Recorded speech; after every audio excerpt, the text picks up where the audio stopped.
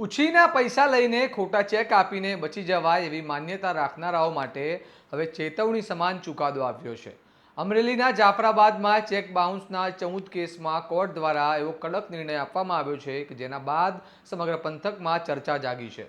માત્ર દંડ નહીં પરંતુ 28 વર્ષની સજા અને લાખોની રકમ વ્યાજ સહિત પરત કરવાનો હુકમ કરવામાં આવ્યો છે। આવો વિગતે વાત કરીએ સમગ્ર મામલા વિશે આ અહેવાલમાં। નમસ્કાર, હું ચિરાગ વર્ષાબેન, આપ જોઈ રહ્યા છો સ્વમાન। ચેક બાઉન્સ મામલાઓમાં ઘણીવાર વર્ષો સુધી કેસ લંબાતા હોય છે, પરંતુ જાફરાબાદ કોર્ટ દ્વારા આપવામાં આવેલો આ ચુકાદો કાનૂની દ્રષ્ટિએ મહત્વનો ગણાઈ રહ્યો છે। મળતી માહિતી મુજબ અજીમ ભટ્ટી નામના વ્યક્તિએ એક વ્યક્તિ પાસેથી ઉછીના પૈસા લીધા બાદ કુલ ચેક આપ્યા હતા। સમયસર રકમ પરત ન થતાં ફરિયાદીએ ચેક બેંકમાં જમા કરાવ્યા, પરંતુ તે પહેલા જ આરોપીએ બેંક ખાતું બંધ કરી દીધું હતું। ચેક બાઉન્સ થતાં ફરિયાદી દ્વારા અલગ અલગ 14 કેસ દાખલ કરવામાં આવ્યા હતા। લાંબી કાનૂની પ્રક્રિયા બાદ 26 ફેબ્રુઆરી 2026ના રોજ જાફરાબાદ કોર્ટ દ્વારા ચુકાદો આપતા આરોપીને તમામ 14 કેસમાં ગુનેગાર ઠેરવવામાં આવ્યો।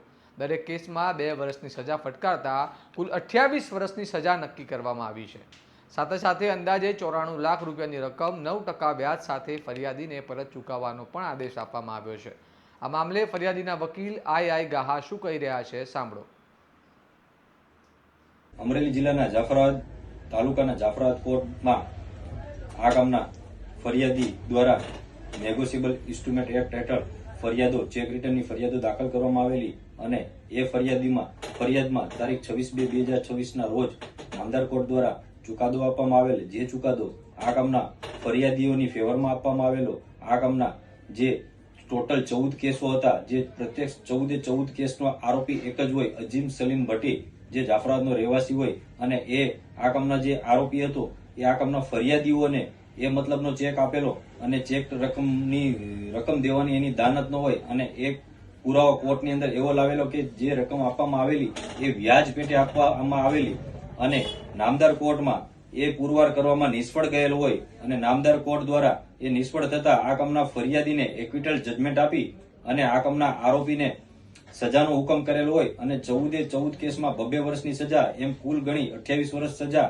તેમજ ચેક 1 થી લઈને 14 કેસની અંદર ટોટલ 92 લાખ રૂપિયાની રકમ થતી હોય, અને જે 92 લાખ રૂપિયા તેમજ 9%ના ઇન્ટરેસ્ટ સાથે આ કામના ફરિયાદીને ચૂકવવાનો ઐતિહાસિક ચુકાદો નામદાર કોર્ટ દ્વારા દેવામાં આવેલ છે।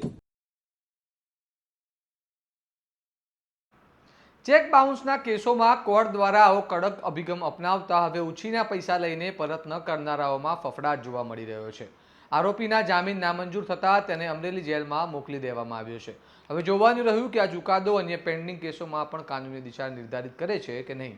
આ મામલે તમારું શું મંતવ્ય છે, અમને કમેન્ટ કરીને જણાવો, અને આવા વિગતવાર અહેવાલ માટે સ્વમાનની ચેનલને લાઇક, શેર અને સબસ્ક્રાઇબ કરવાનું ભૂલતા નહીં। નમસ્કાર।